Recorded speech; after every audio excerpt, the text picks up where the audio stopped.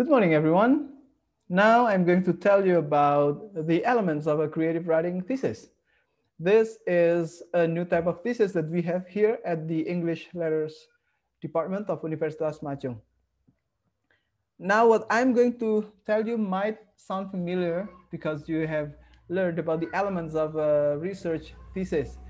Yeah, the title of the chapters is actually pretty similar, but they are different in terms of contents. We have an introduction, we have a review of related literature, but the third one is different because it has the process overview, and then you have a process notes. And finally, you have a conclusion and suggestions section. Some of these might sound familiar to you, but the contents of these familiar chapters are actually different from the contents of the research thesis. Now let me break it down one by one to you. In the introduction, you need to have a background which should describe the situation in the world that inspires you to write this particular work. And it will be good if you can present it as one problem in the world which you support with examples or evidence from newspapers, from journal, from books, and so on. And you state that this is a problem that needs to be addressed in various ways. And what you are doing is proposing something, a creative work, whether it be a short story, a novel, a novella, or poetry collection, or travel writing that addresses the problem. How does a literary work address the problem?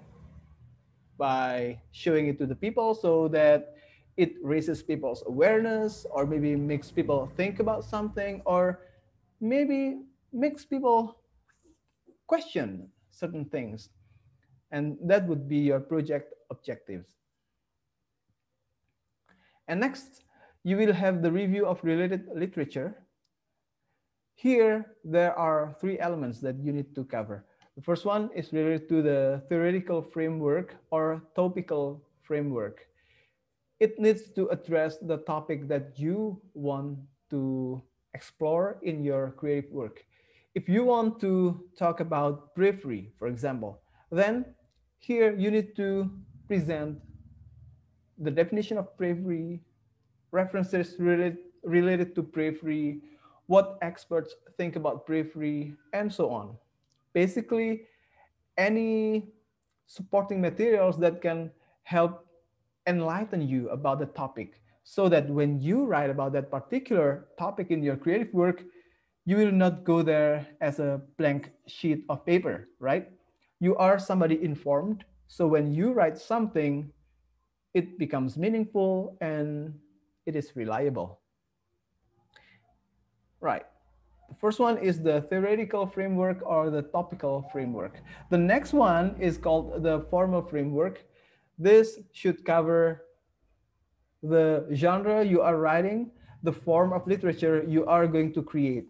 If you want to write travel writing, for example, then you need to talk about what travel writing is, what are the elements of travel writing, and what are the best examples of travel writing.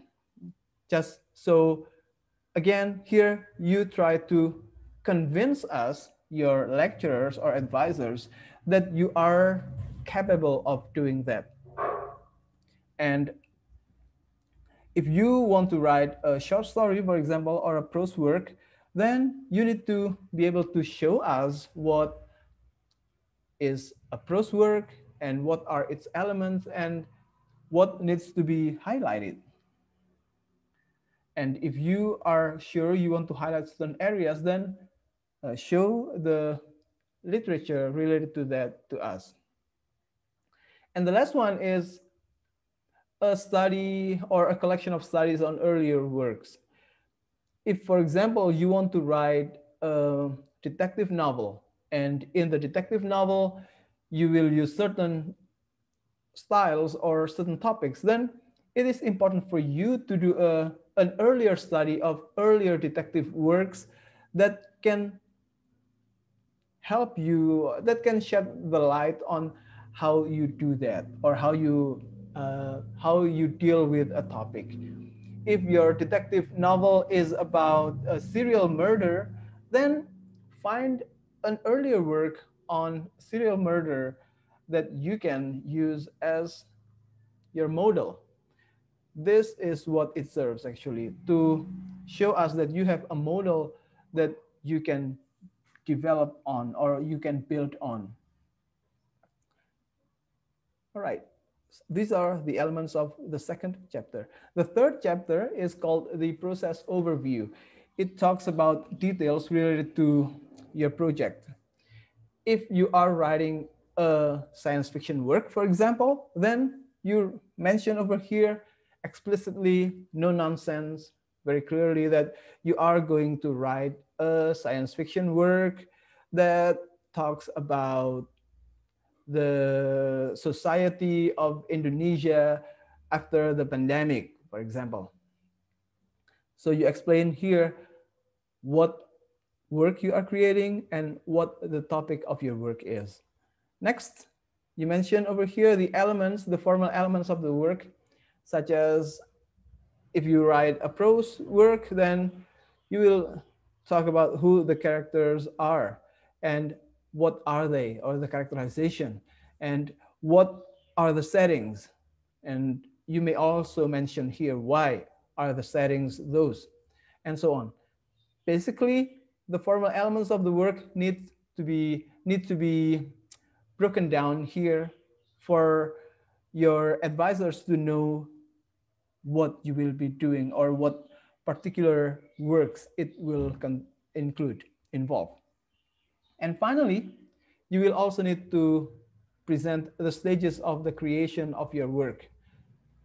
This will look like a timeline in which you have the date and month, probably, and what you will achieve in certain dates or certain month. For example, in December, you will finish, you will brainstorm the work. You will brainstorm the topic, for example. In January, you will start preparing the plot and the characters.